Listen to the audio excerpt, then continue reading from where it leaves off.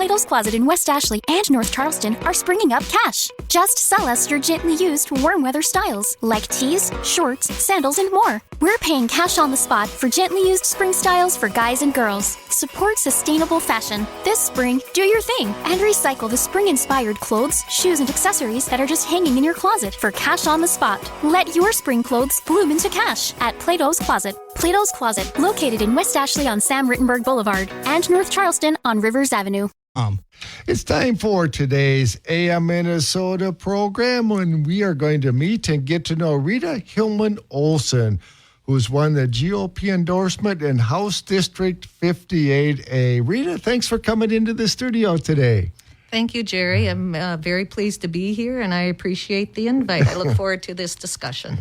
So first thing, tell us about yourself, Rita, where you grew up, your background before you got interested in running for public office. And I say this to everybody that's running, bless your heart, because I'm not sure that I can do it, but I'm happy that some people will, because it's a busy time. Yes, it is. Well, thank you.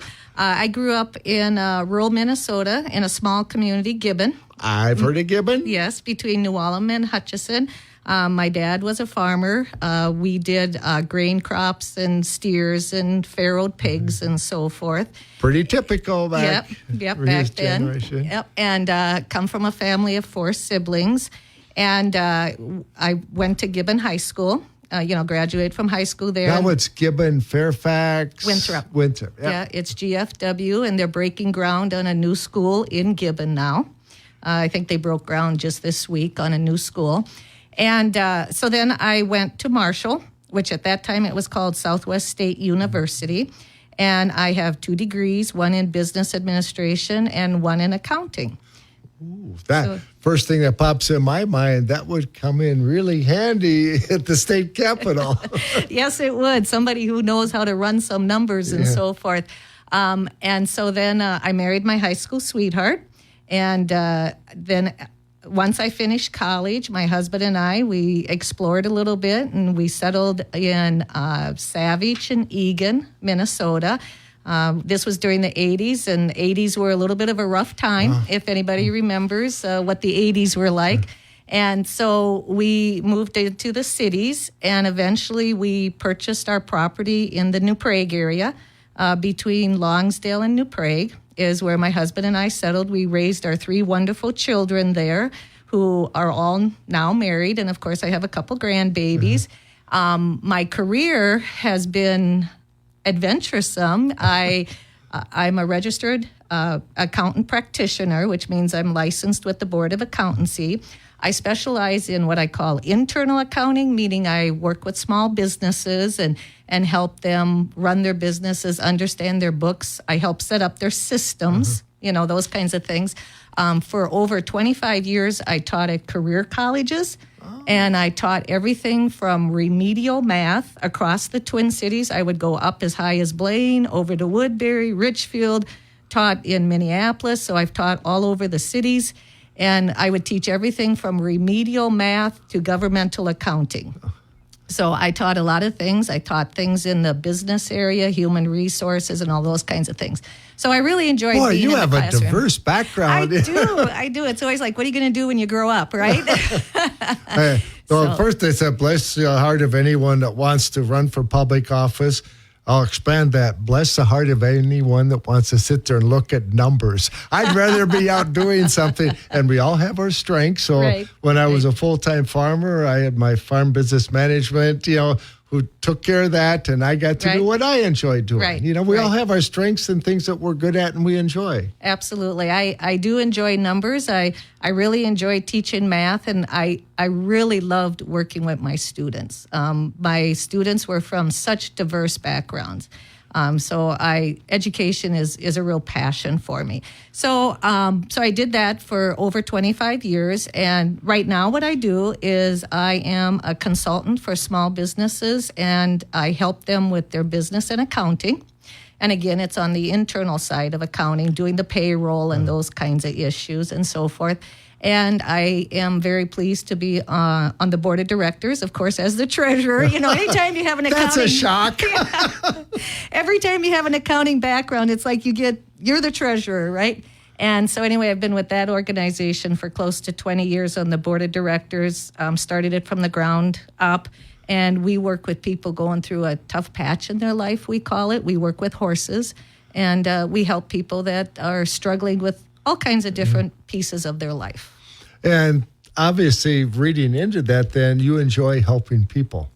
Oh, absolutely. Whether it's a student that all at once understood simple math and be able to do it without a cell phone or a calculator. Right. I think one of the greatest fears that I found with adult students returning to school, like a college, is fear of math.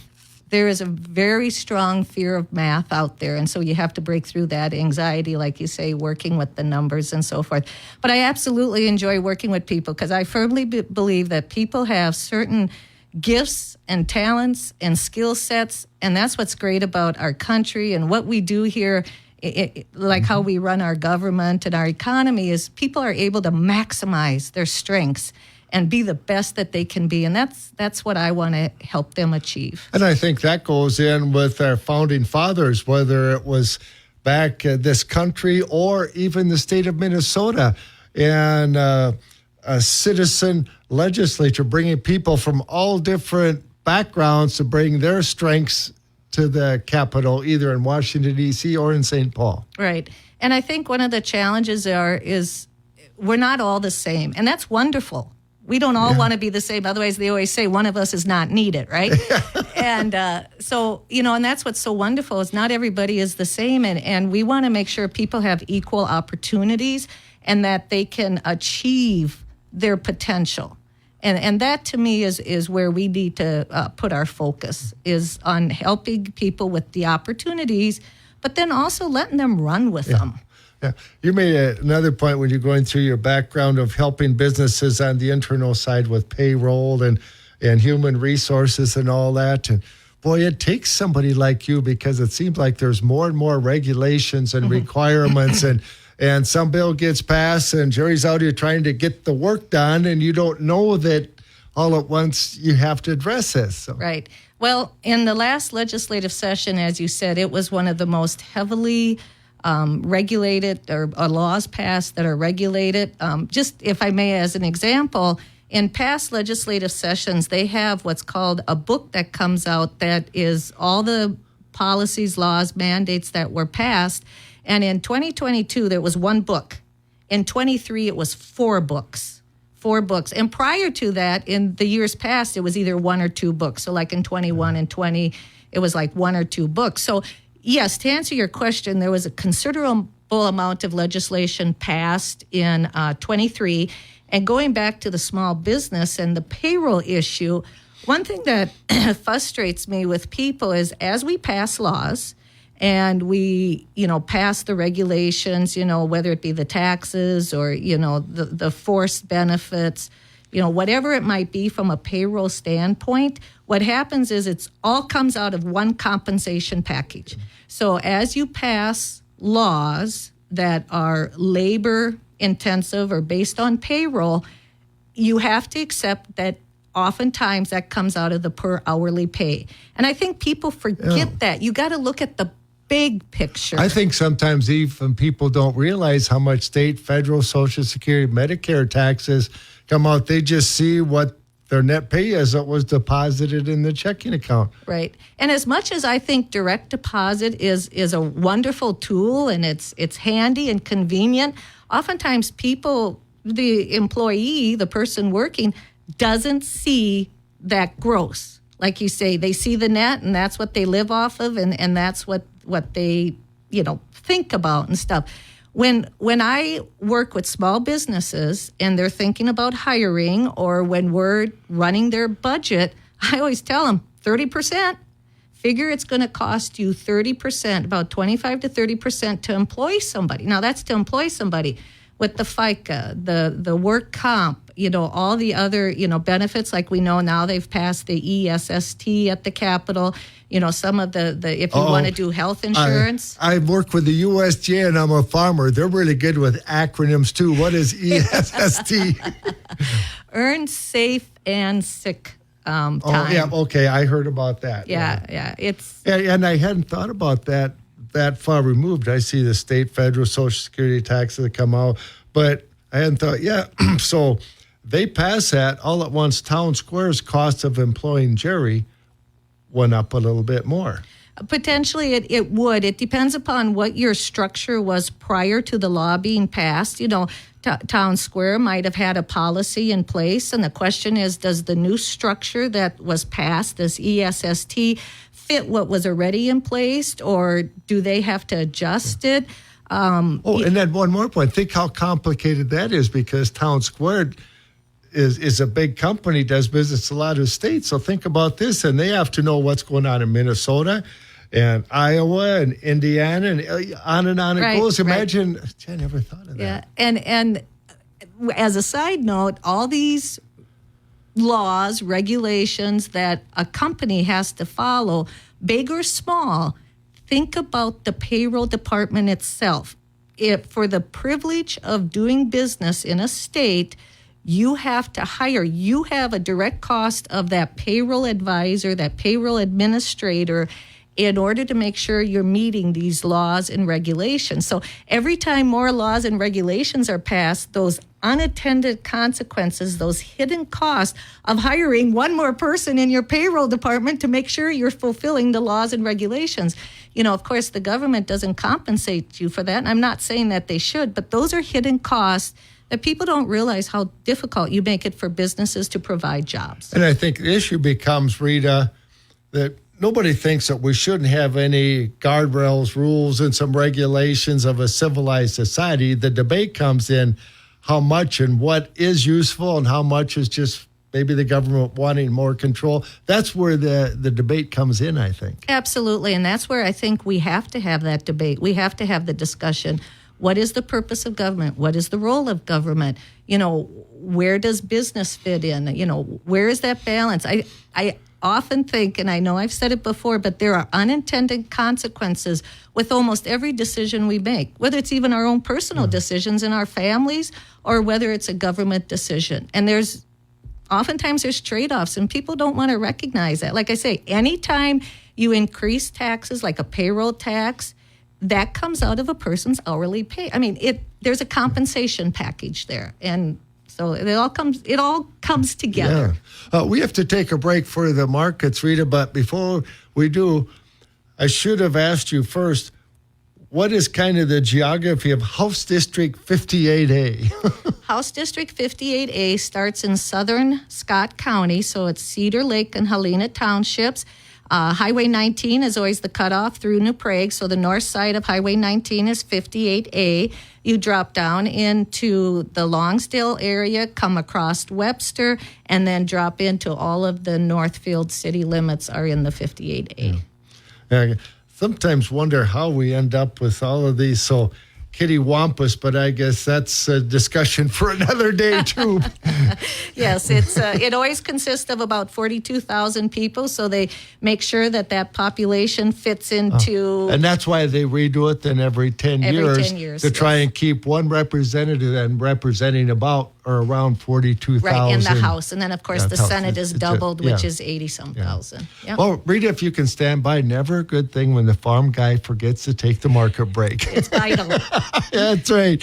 The market update sponsored by the KDH Agri Boosters. They include Craig Keller over at the Keller Insurance Agency in Nearstrand. Craig helps protect all things important and valuable to you. Also, Northern Buildings for quality post-frame construction. Go to their website, northernbuildings.com. Soybeans are higher, cattle are lower, corn and hogs are mixed. I'm John Perkins with a Brownfield Market Update. For decades, Stein has represented simply the best in corn genetics, offering more than 50 lines of the highest performing corn featuring a broad range of traits. Stein has yield. Soybeans are up this morning with higher moves in meal and oil, reflecting the strong domestic crush demand. The trade's also monitoring harvest activity in Argentina and Brazil. May beans are up 5 1/4 at 11.50 1/4. July's 4 1/2 higher at 11.64 1/2. May bean meal's up $2.10 at 337.40. May soybean oil's 26 points higher at 45.17. Corn's mostly weak. There are more near-term planting delays in the forecast for parts of the Corn Belt, and conditions will get cooler this weekend in much of the region. But after that, things look a little bit warm and dry. The long-term outlook for southern Brazil is dry, and that should hamper second crop development. Maize up a quarter at 431 1/4, and July corn's down a quarter at 442 1/2.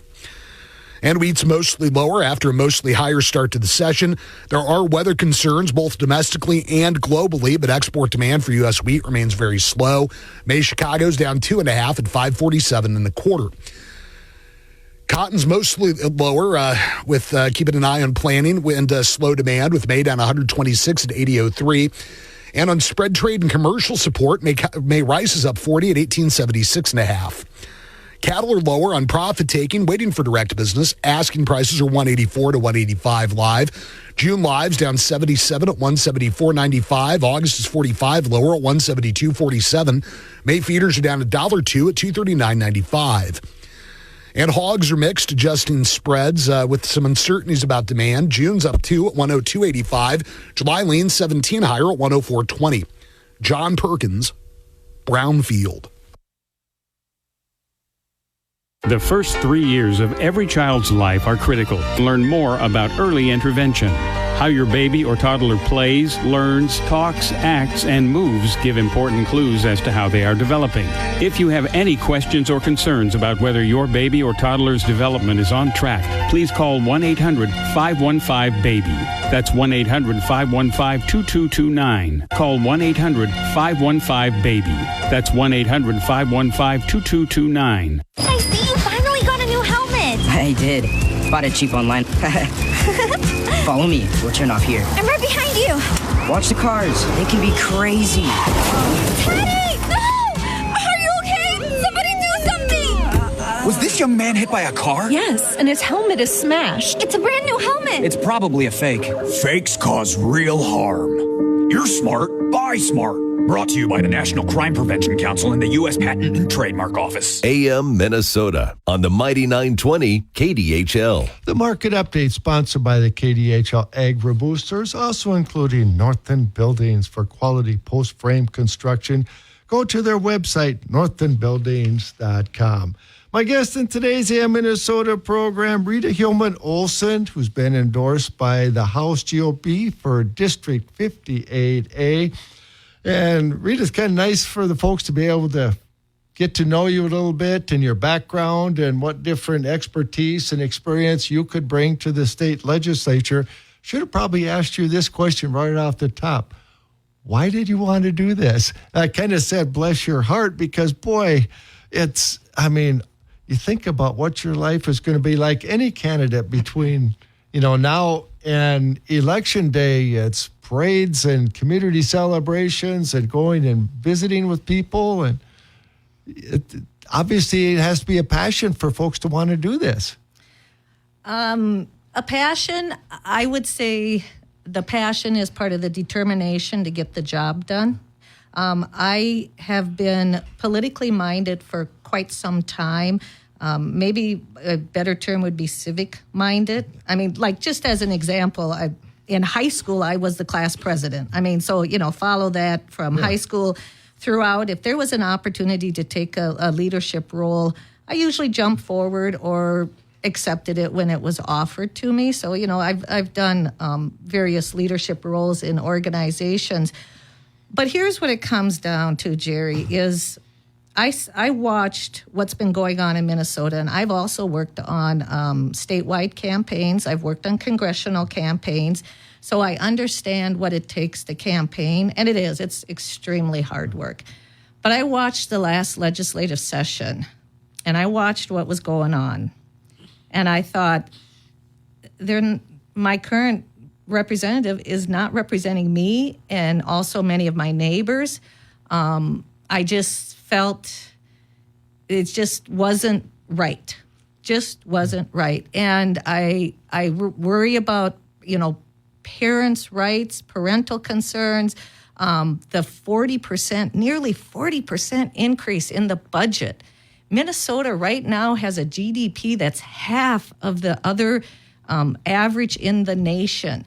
And so you're going to increase all this spending Well, you better have a pretty prosperous economy to be able to pay those taxes that we talked about before.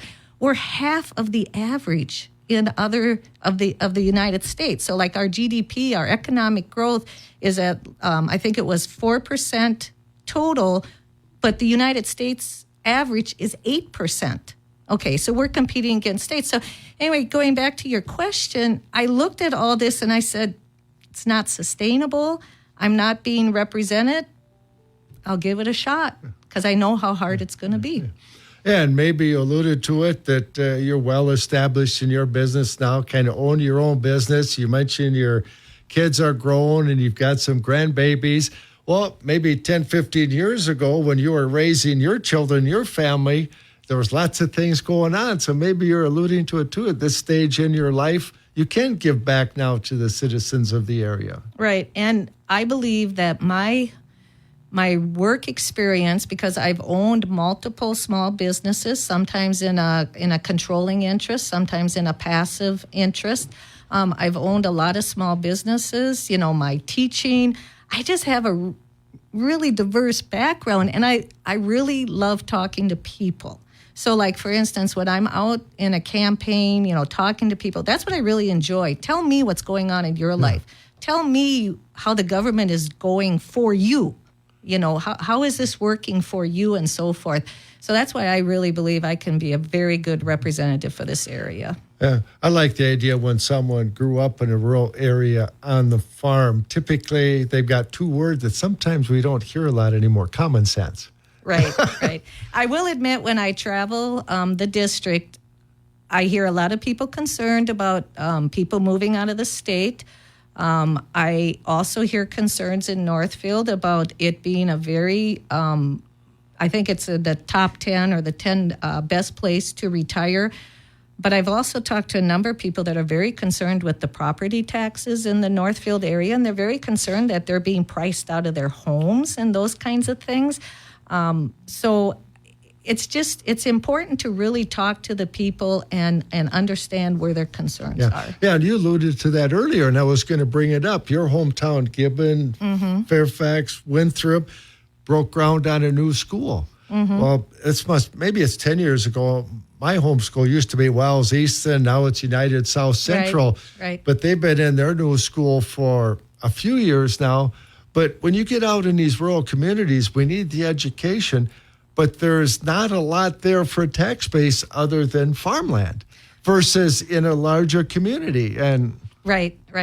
And there was a recent property tax law passed. They talked about capping, the per acre cost for like school districts and so forth. But I know my dad, being a farmer, my dad is 95. He's still independent. He's got his land, but he rents it out. I mean, he showed me his tax bill, and I'm like, wow, congratulations on the new school, because his taxes went up quite a bit, even with supposedly this capping of the A cost for property taxes. So in any case, your question about the common sense, I hear people all this time saying, where is the common sense? And you could expand that over to another major issue that we continue to hear about: healthcare and long-term care. If all at once someone cannot take care of themselves, and I'm not sure what the answer is, because. Well, to Jerry, just as a side note, I don't think I mentioned it in my original bio, but I do guest column articles for like the Faribault News, and then it gets published in Northfield and Longsdale. And one of my last columns is I did research on elderly care. And I dug into, the classifications of nursing homes, assisted living with memory care. How does the elderly waiver work, the Medicaid? I mean, it's a very complicated picture, but I think here's what the bottom line comes down to is most people look at elderly care, and number one, we know that the baby boomers are starting to retire now, and the demand is going to continue to increase, okay? And so I did And I better, for truth and whatever, you young kids just keep working hard, paying into Medicare and Social Security. Well, yes, But I see your point, because I had 6 brothers and sisters. Louise and I had 2 kids. Right. And Right. So like when Social Security was passed, and I'd have to go back into my memory banks a little bit, but I want to say the relationship was like 17-1. So like for every 17 people working, there was one person retired. Yeah. Well, now it's almost 2-1, and it's even less than 2-1. So, over time, that support of that system, there's fewer people supporting it, i.e. workers. So in any case, going back to the elderly care, as we know, most people really question why it costs so much a month for elderly care, whatever type of facility you pick, and you start running the numbers. And it's just a real challenge. And I think as a representative, we really need to look at the cost of elderly care, what's driving it. And of course, because I did a lot of research, I could spend an hour talking about that. But in any case, it is a problem that Minnesota needs to be ready to tackle. And again, because of the research I did, which is what I really enjoy doing when I look at issues, is just what is going on? What's causing this? And let's find out the root cause. Right. And if you understand that, now maybe we can start having discussions on how we can fix it. And we can find those common sense solutions, right? Yeah. But there again, that's one of the failings I see of the government is, well, let's let somebody 5 years from now fix it, or 10 years. And my sense is the longer you wait to fix a problem, the more painful it is to fix it. And anybody with family members in an elderly care facility, whatever it is, knows the cost. And that's one of the questions you often get, why? And I think we need to be ready to answer the whys. We only have about 3.5-4 minutes left, but we should mention, too, I assume, Rita, you have a website where folks could, you mentioned you write these columns and stuff, because I think it's important that we all do our civic responsibility and get to know our representatives, our people that are running to represent us, get to know them so we make an informed decision. Well, thank you, Jerry. Yes, my website is Rita, RitaMN.com. And on that website, you can find out more about me. You can look at my complete bio, and I've got my 4 most recent columns that I wrote.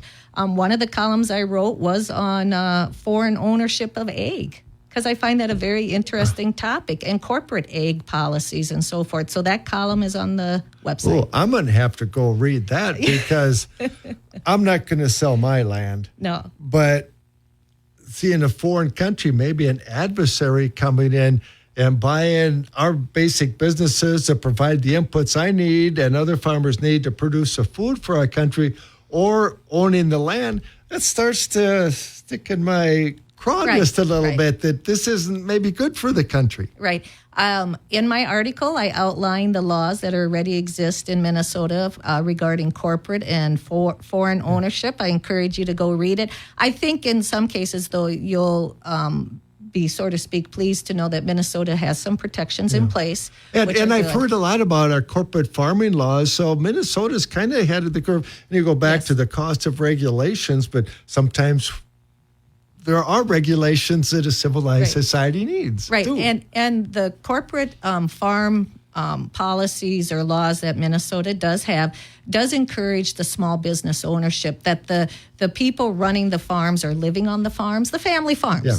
And so that's a real positive move. And those are the kinds of things that I think Minnesota should be looking to do. Yeah, and sometimes people say, well, they want to say it's a family farm, or it isn't by the size. Right. But I happen to know 4 brothers over by Morristown that milk like 800 cows. Yes. So you'd say that's not a family farm, but it's 4 brothers working together. Absolutely. And their kids and their family. Kind of sounds like a family to me. Yes, it is. And there's a few other farms in the area that, like you say, are similar to that, where it's family, siblings, and they're on the farm living there. And, like in that case, they have robots, I'm sure, or some type of, higher tech, system. So. Mm-hmm. And one more quick question, too. If you went to your website, it was RitaMN.com. If some group is having a meeting, would they be able to contact you there? Maybe it fit into your schedule that you could come then and talk to them and get... Absolutely. I I would love to have people, contact me. There's a contact page there. There's a volunteer page, a donate page. But yes, you drop us an email, or you certainly can just drop me an email, Rita at ritamn.com. That you can also just drop me an email direct. I'd love to join you at a meeting, even if it's a private, more private in your home. You're having a backyard barbecue and you just want to get to know me. Yep, or a bunch of people, you come and talk to them, and then you'll sit and visit for a while individually after that. Absolutely. I know a how meet that and works. greet and stuff. Yeah. I do have an event in Northfield this Saturday at Culver's. They just have that little back room there that we've set aside that we're going to have a discussion there. RitaMN.com. Yes. My wife says I'm slow but trainable. Thanks for coming in, Rita. Thank you so much, Jerry, for having me. Hey y'all, Darius Rucker here. A lot of people ask me, what inspires your music? And one of the big things is a strong sense of place. That's why I love my home state of South Carolina and want to share the awesome things it has to offer. From the beautiful mountains down to the sunny coast, it's got it all. Not to mention two of my personal favorites, great golf and amazing food. Come see why I love this place. Visit discoversouthcarolina.com. You did something for